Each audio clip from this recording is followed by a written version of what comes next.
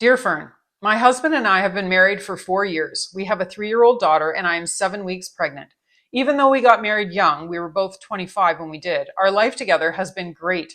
Last month, however, my husband met some new guys through a buddy at work, and now all he wants to do is party. Now he says I am cramping his style. Now he says he can't take all of this shit, and he wants a divorce. Now he says that he needs to be free to contemplate life, to find himself. He hasn't moved out yet. He just stays out really late. I told him that I didn't think he was being fair to our daughter or to me, and I said he should find a place of his own. The thing is, he has no money and nowhere to go, but I just can't deal with the emotional roller coaster of having him around. Do you think I'm being too harsh? Sincerely, he doesn't know how lucky he is. Dear damn straight, he doesn't. Have you ever played poker? Well, it's like the hand is down to you and your husband, and it's his turn. He raises you half of his chip stack, hoping you're going to fold. You think he's probably bluffing, that his cards are crap, that he probably has no better than a pair of fours, but of course, you can't be sure.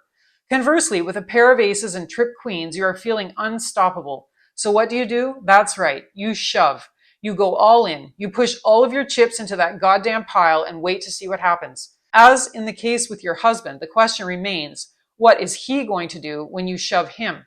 Is he going to fold and stay at home to be the loving father and husband he needs to be? Or is he going to play his hand and run off to sleep with every bimbo in town? You are absolutely, positively bound by the laws of all things sacred to call his bluff on this one. He needs to respect your wishes and get the fuck out.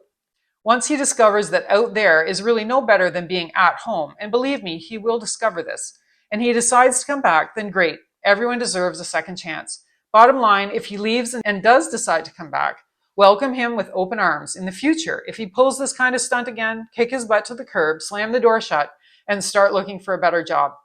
The next part is addressed to your husband. I hope he reads it. Dear, you don't know how lucky you are.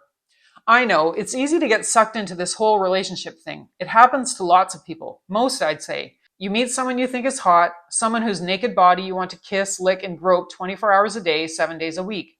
The two of you can't get enough of each other, right? Then all of a sudden, your girl is pregnant. Baby number 1 comes along, but you're still relatively happy.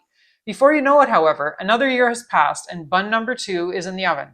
Now, reality is starting to sink in. The diapers, the sleepless nights, the lack of sex, the fact that you're tied to this woman and these squalling brats forever, the fact that you will never again be a single man, footloose and fancy-free, and it all happens so fast, and you are so young. Why didn't anyone warn you? Without a doubt, marriage can sometimes feel like a jail sentence, and your spouse a bitch of a warden. I can see why you might be panicking. I think we all can. There is one small, teensy-weensy, itty-bitty little problem, though, and that is, you got yourself into this mess, and now you need to take responsibility for your actions. So suck it up and get the hell home where you belong. Your wife and kids need you. If it's any consolation, if you go off and party it up like you plan to, you'll only end up in the same predicament all over again, just with a different woman and more children.